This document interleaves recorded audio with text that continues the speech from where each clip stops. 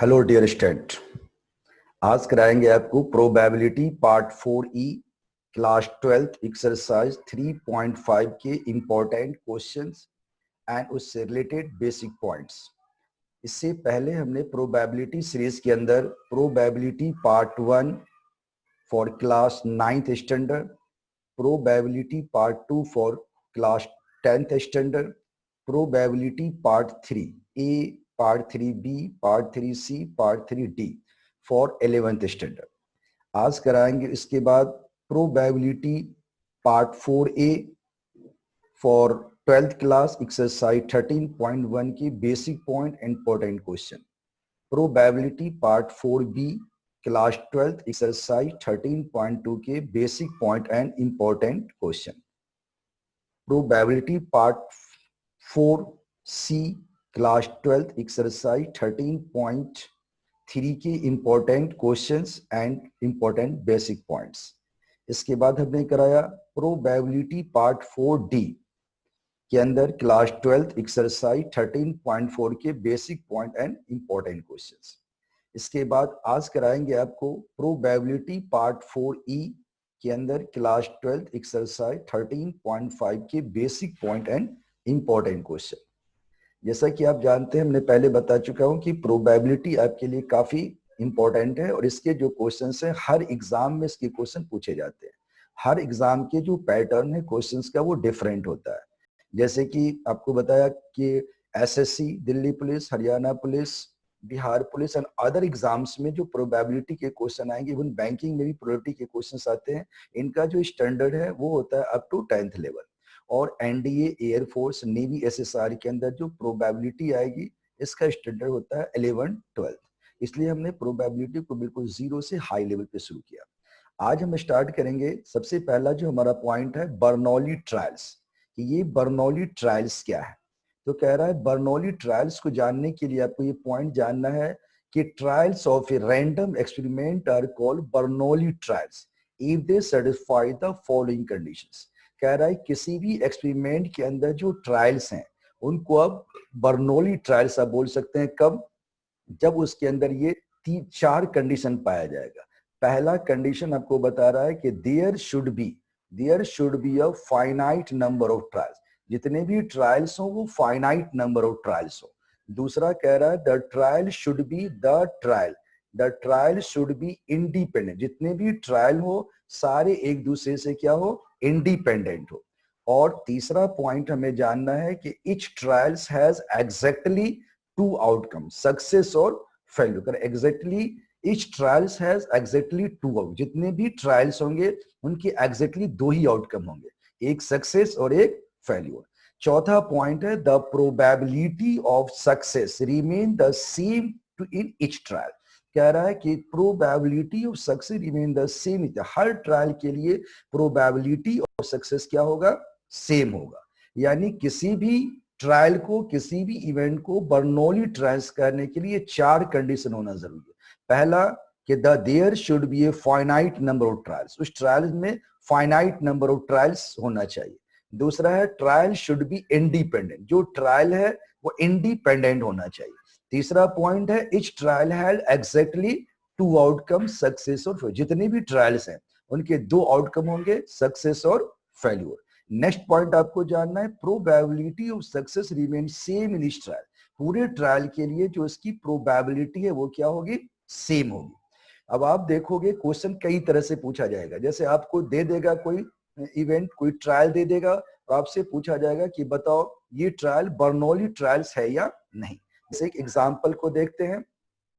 जैसे एग्जांपल लिखा हमने, कह रहा है throwing a die 50 times is a case of 50 Bernoulli trials in which it trials result in success यानी से एन इवन नंबर और failure and odd number and probability of success is P is same for all the 50 throws.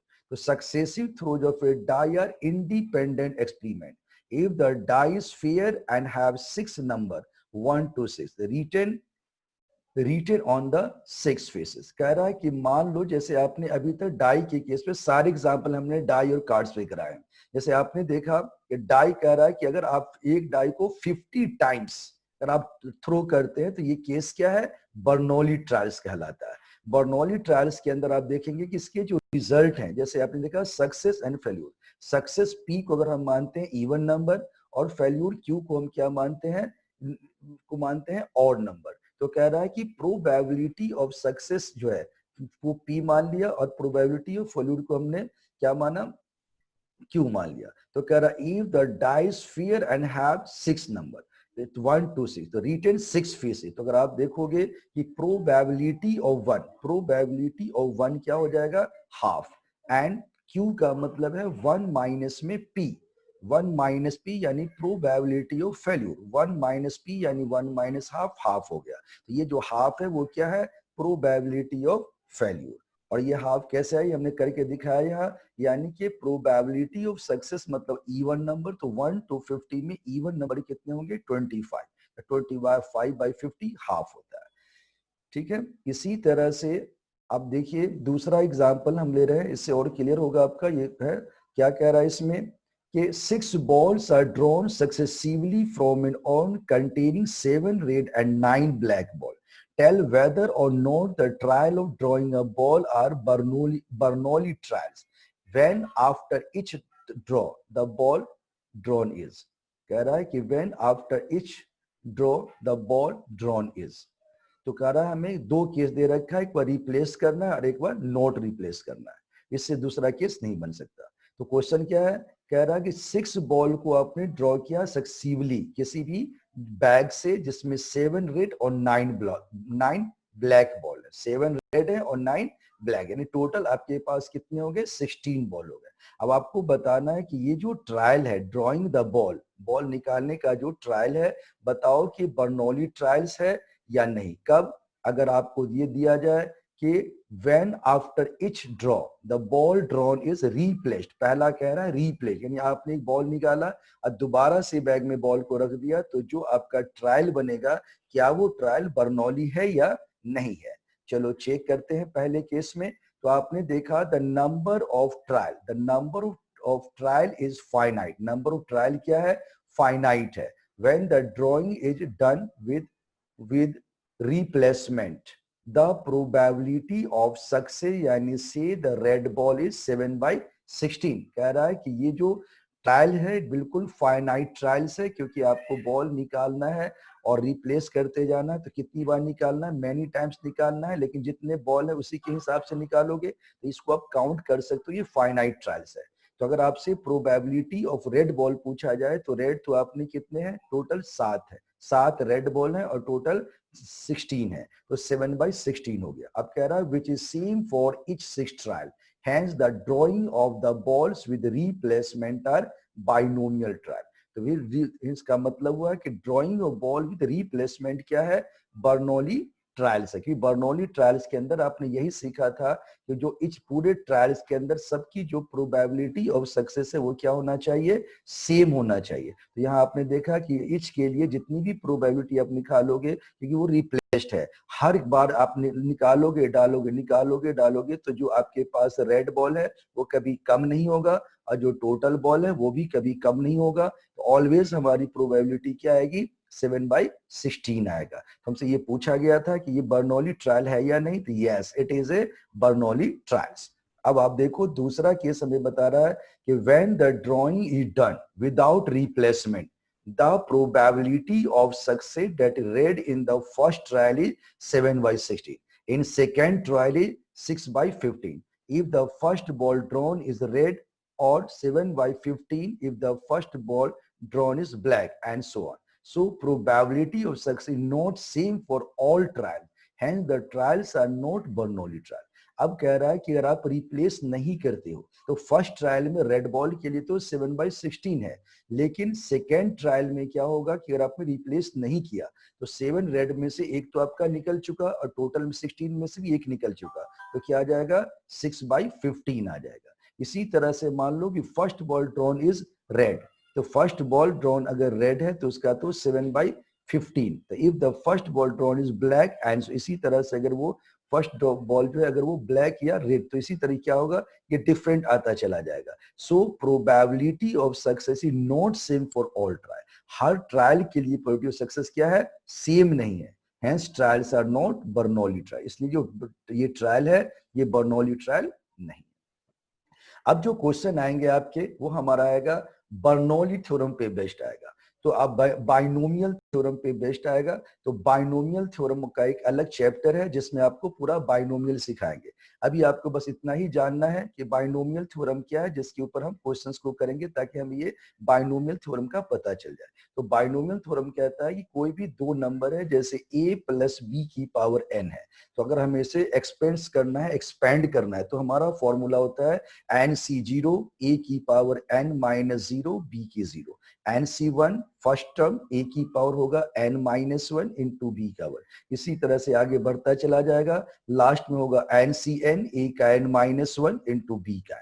और r plus 1 term of a plus B is, अगर आपको कोई terms निकालना है तो direct पूरा सॉल्व की जरूरत नहीं, बल्कि पार्टिकुलर टर्म्स निकाल सकते हैं आप। उसके लिए आपका फॉर्मूला ये है कि जनरल टर्म बोलते हैं टी आर प्लस 1 बराबर होगा एन सी आर ए का एन माइनस आर बी की आर।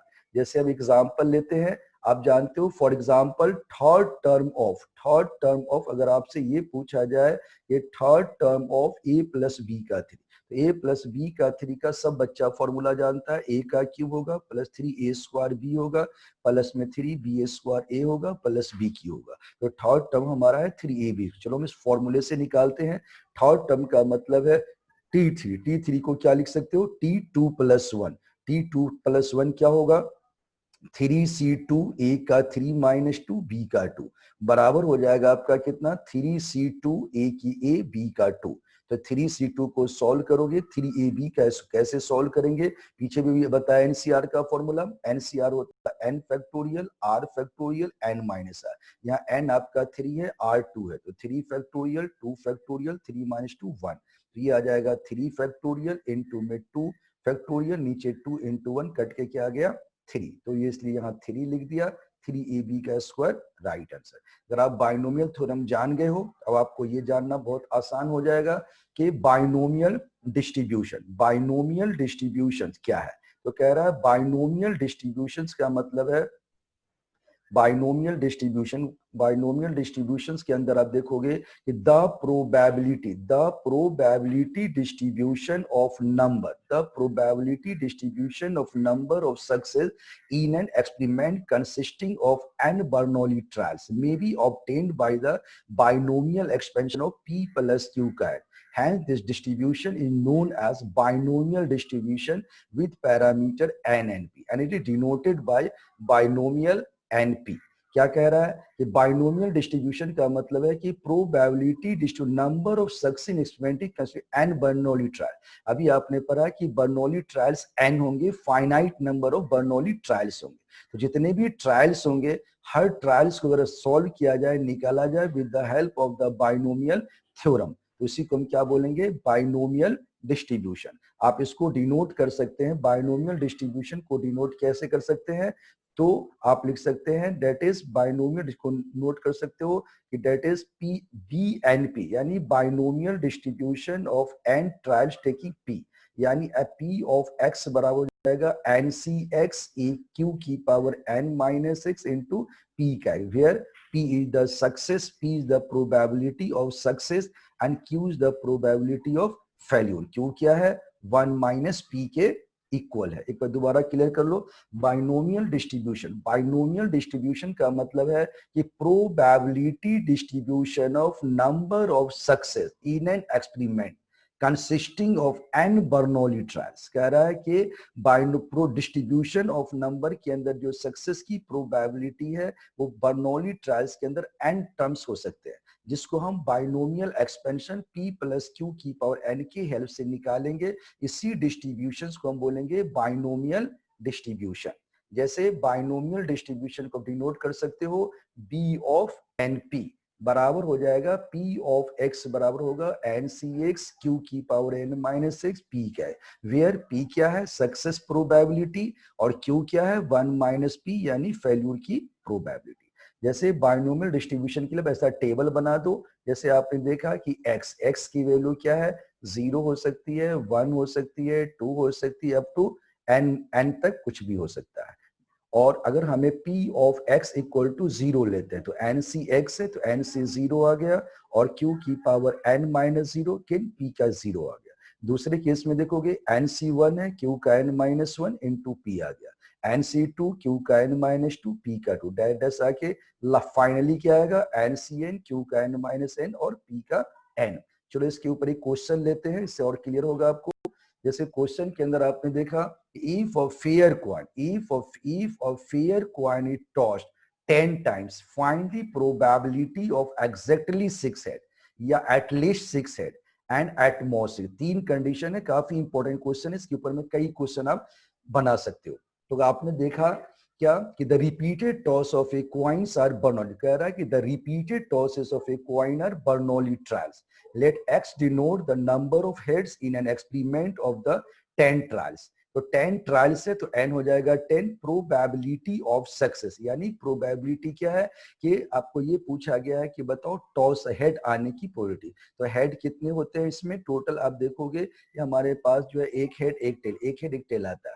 तो प्रोबेबिलिटी ऑफ हेड क्या है, हाफ, और क्यू की वैल्यू क्या होगी, तो 1 माइनस पी लोगे तो 1 माइनस हाफ, हाफ हो जाएगा। अब ये बता रहा है कि probability when x equal to 6, x equal to अगर हम 6 कर रहे हैं एग्जैक्टली 6 हेड, तो उसके अंदर क्या आना चाहिए, 6 हेड आना चाहिए। तो 6 हेड आना चाहिए, तो x की वैल्यू क्या ले लेंगे, 6। तो ये आ जाएगा हमारा NC6 यानी 10C6, Q की पावर हो गया n माइनस आर, तो हाफ की 10 माइनस 6 इंटू में आ गया हाफ का 6, तो 10C6 आ गया, हाफ का 4, और ये हाफ का 6 है तो 4 प्लस 6 ये आ जाएगा 10C6 हाफ का 10। इसी तरह से आप इसको सॉल्व करोगे तो सॉल्व करने का आप जान चुके हो फॉर्मूला, एनसीआर को ब्रेक किया तो ये आ जाएगा आपका 10 सीआर था, तो ये आ जाएगा हमारा 10 फैक्टोरियल, ये क्या आ गया 10 फैक्टोरियल, और ये हमारा आ जाएगा 10 फैक्टोरियल, नीचे आ जाएगा आपका 6 फैक्टोरियल, और ये आ गया आपका 4 फैक्टोरियल। इन टू में क्या है 1/2 की पावर 10। 10 फैक्टोरियल को ब्रेक करोगे 10 आ गया, 9 8 7 और 6 पे ब्रेक कर गए क्योंकि नीचे 6 आपका है, ये 6 आ गया, इंटू 4 आ गया, इंटू 3 इंटू 2 और इंटू 1। ये 4 को हमने ऐसे ही ये जो हमारा 4 6 फैक्टोरियल को ऐसे ही लिख दिया, 4 3 2 1 ये आ गया फैक्टोरियल 4 का, इंटू में 1/2 की 10।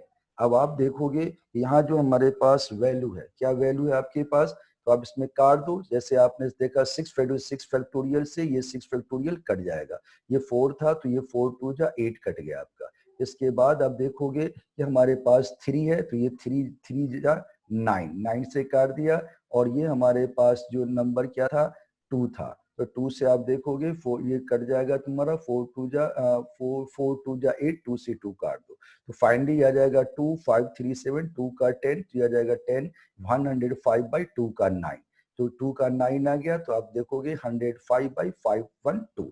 तो जैसे हमने काटा वैसे काट लो, या अपने हिसाब से कैसे भी काट सकते हो, आंसर विल बी सेम 105/512।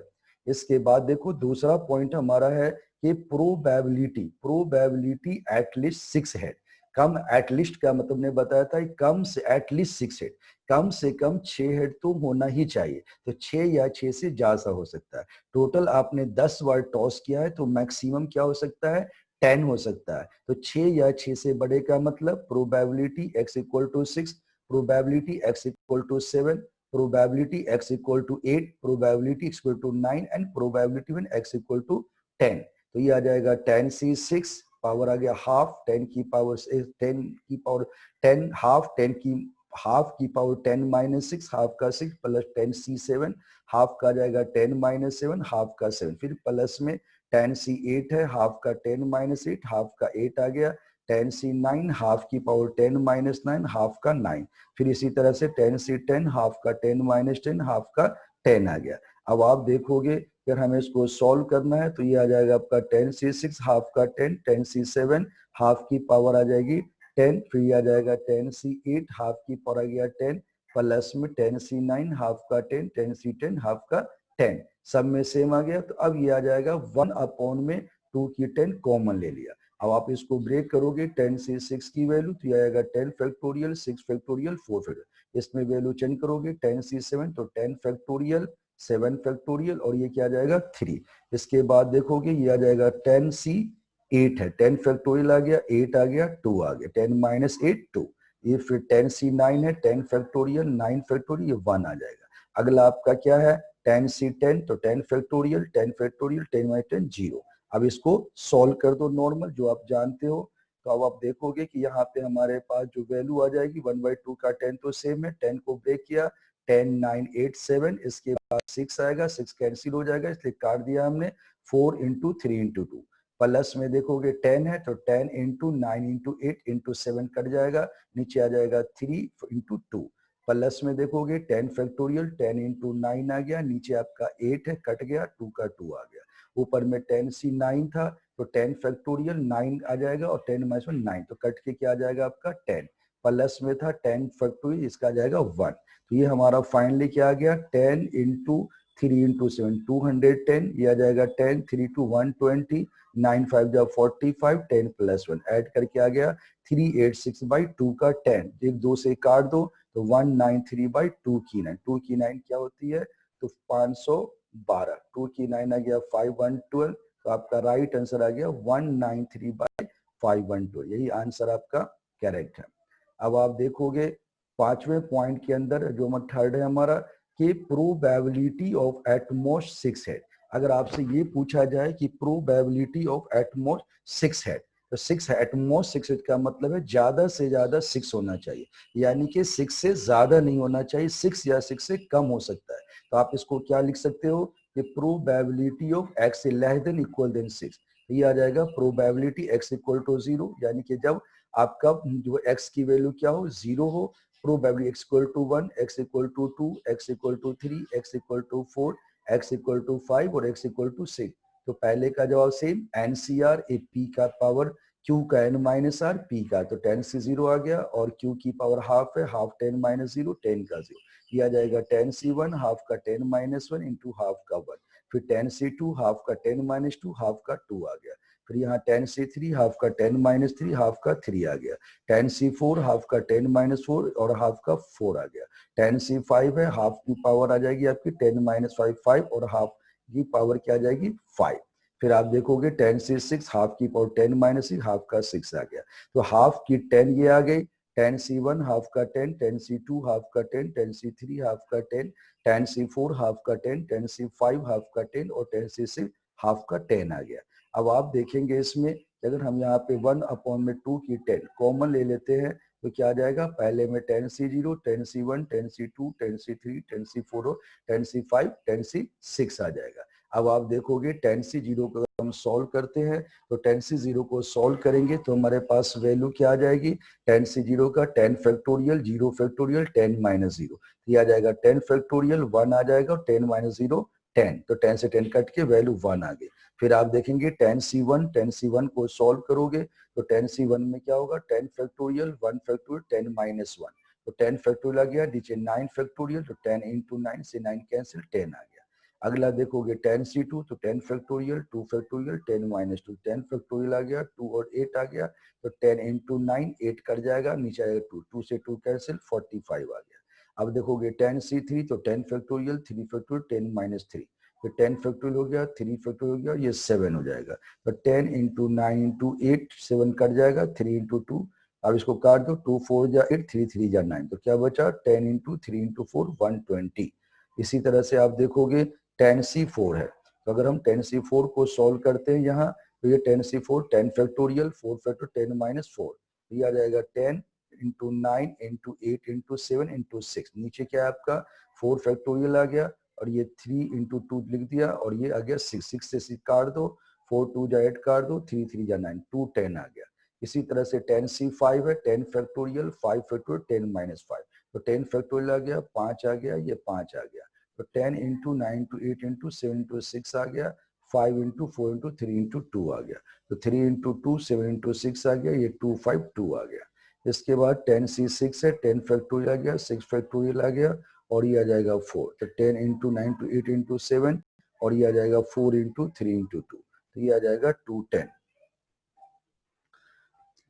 अब आप देखोगे इसमें कि probability of x is less than equal than 6, तो ये आ जाएगा 1/2 की 10, ये आ जाएगा 1 प्लस में 10 plus 45 plus 120 plus 210 plus 252 plus 210, ये आ जाएगा 848 बाई 1024। तो इसको 2 से काट दो, पहले 4 से काटो, 4 2 जा 8, 4 1 जा 4, 4 2 जा 8, 4 2 जा 8, 4 5 जा 20, 4 6 जा, फिर इसको काट दो अब 4 से, तो 4 5 जा 20, 5 3 4 3 जा 12, 4 6 जा 24, 53/64, यही आंसर राइट। इसके बाद अब देखो नेक्स्ट क्वेश्चन हमारा है कि 10 eggs are drawn successively. 10 eggs are drawn successively with replacement from a lot containing the 10% defective egg.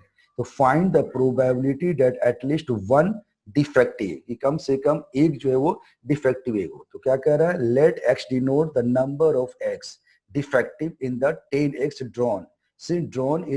Since drawn is done with replacement, so the trials are Bernoulli trials. कह रहा 10, question क्या था, 10 eggs are drawn successively with replacement, replacement के लिए दे रखा है, तो ये हमारा क्या आ गया, बर्नौली ट्रायल्स आ गया। तो बर्नौली ट्रायल्स के अंदर आप देखो क्या क्या गिवन है। सबसे पहले आपको दिया गया n = 10 और प्रोबेबिलिटी ऑफ दे रखा है आपको डिफेक्टिव का 10%, तो ये डिफेक्टिव मतलब सक्सेस हो गया। 10/100 आपके पास कितना है, 10/100, यानी कि हो जाएगा 1/10। क्वेश्चन में दे रखा है 10% डिफेक्टिव है, तो 10% मतलब 10/100 आ गया। और ये 1/10 क्यू की वैल्यू आपको बताया 1 माइनस पी, तो 1 माइनस 1/10, 10 एलसीएम ले लो, 10 माइनस 1 9, तो 9/10 हो गया।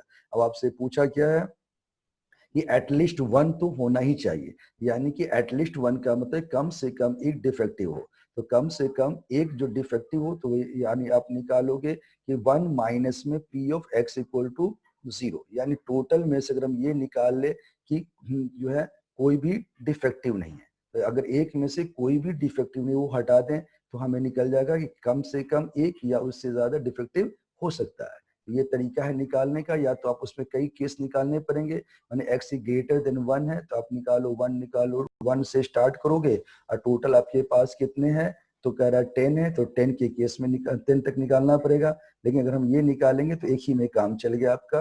आप निकाल लो 1 माइनस 10c0, तो इनटू में 1 माइनस 10c0 nc0, a की पावर हो जाएगा n माइनस r, तो a यानी p आपका है 9/10 की पावर 9 माइनस 0, 9/10 की पावर हो जाएगा 10 माइनस 0, 10 माइनस में आ जाएगा आपका 0 और इनटू में आ जाएगा 1/10 का 0, ये क्या आ जाएगा 1, ये आ जाएगा हमारा 1 और ये 10c0 हमारा हो जाएगा कितना 1, ये 9/10 की पावर होना चाहिए, 9 की जगह 10 आएगा, 10 माइनस 0 ये 10 हो जाएगा, तभी यहाँ पे आएगा 1 माइनस में 9 का 10, 10 का, ये जो लिखने में मिस्टेक हुआ है, 9 की पावर क्या आनी चाहिए 10, नीचे क्या आ जाएगा 10 की 10, तो हमारा आंसर आ जाएगा 1 माइनस में 9 की 10 अपॉन 10 की 10, यही हमारा राइट आंसर है। तो ये था हमारा प्रोबेबिलिटी सीरीज के अंदर क्लास 12 के जो थे 5वां पार्ट था, 4E पार्ट था। इसके अंदर अब सारे पॉइंट्स आपके क्लियर हो गए। जो बच्चा हमारा प्रोबेबिलिटी पार्ट 1 से देख रहा है वो प्रोबेबिलिटी पार्ट 4 के ई तक आने पर प्रोबेबिलिटी के सारे कंसेप्ट जीरो से लेकर हाई तक क्लियर हो चुके हैं। अब हम आपको जो निकालेंगे इसके बाद जो हम बताएंगे आपको, वो हमारा होगा प्रोबेबिलिटी पार्ट 5। प्रोबेबिलिटी पार्ट 5 के अंदर जो हमारे सीरीज होंगे, उसमें एक सीरीज होगा जिसके अंदर हम केवल एनडीए, एयरफोर्स, नेवी से सार के अंदर जो आए हुए क्वेश्चन है उनका सेट होगा, ताकि आपको पता चले कि जितने पॉइंट्स हमने कराए हैं उसके ऊपर से एक भी क्वेश्चन आपका हटेगा नहीं, जो आया हुआ ओरिजिनल क्वेश्चन होगा। इसी तरह से अगला जो पार्ट 5वें सीरीज के अंदर जो दूसरा पार्ट होगा, उस पार्ट के अंदर हम बताएंगे आपको SSC, Delhi police, railway police और अदर जो जनरल एग्जाम्स है कॉम्पिटिटिव, उसके अंदर प्रोबेबिलिटी से किस लेवल के क्वेश्चन पूछेंगे, उनके ओरिजिनल क्वेश्चन आपको दिखाएंगे, ताकि आपको पता चल जाएगा कि जो आपको बताया, जो हमने बताया हर पार्ट के अंदर कि इंपॉर्टेंट क्वेश्चन कैसे आते हैं, वो आप जब डायरेक्ट क्वेश्चन देखोगे अपनी आंखों से कि ये क्वेश्चन आया हुआ एग्जाम में, फिर आपको और ज्यादा कॉन्फिडेंस आएगा। तो आप सारे क्वेश्चन को आराम से देखो। अगर आपने नहीं देखा हमारा पार्ट 1 पार्ट 2, तो सीरियल वाइज सारे को अब एक बार पढ़ डालो, एक दिन में सारे से वीडियो को अब देख लो, ताकि शुरू से लास्ट तक के कंसेप्ट क्लियर हो जाएंगे। यानी किसी भी एग्जाम के लिए प्रोबेबिलिटी का कोई भी क्वेश्चन आप देखोगे वो क्वेश्चन बनना ही है। आप इसको पढ़ने के बाद अपने आप ही कोई भी क्वेश्चन निकाल के देखो, जिस लेवल की आप तैयारी कर रहे हो। अगर आप एसएससी की तैयारी कर रहे हो, दिल्ली पुलिस या जनरल कमीशन की, बैंकिंग की, तो आप उसमें देखो सिर्फ प्रोबेबिलिटी के क्वेश्चन को सिलेक्ट करो। कभी आया भी और कभी नहीं भी, ऐसा नहीं कि हर बार पूछेगा ही आपसे, कभी पूछ भी सकता है, कभी नहीं भी पूछ सकता है, कभी एक क्वेश्चन आया, कभी 2 क्वेश्चन भी आ सकते। जो भी क्वेश्चन है उसको ट्राई करो, अब देखो आपके 100% बनेंगे। और इसके अंदर एनडीए की अगर हम बात करें, एनडीए के अंदर तो हर बार प्रोबेबिलिटी से क्वेश्चन 3 4 4 5 क्वेश्चन, मैंने 5 क्वेश्चन मान के चलो क्वेश्चन आते हैं, वो जब प्रैक्टिस क्वेश्चन निकालेंगे एनडीए वाला तो आपको पता चल जाएगा वो, क्योंकि एनडीए के तो क्वेश्चन आपके पास ये इजीली अवेलेबल होंगे। आप उसमें देख सकते हो किस तरह के क्वेश्चन पूछे जा रहे हैं। ठीक है, तो अगर आपको अच्छी तरह समझ में आया है तो आप इसको लाइक कीजिए, सब्सक्राइब कीजिए और शेयर कीजिए।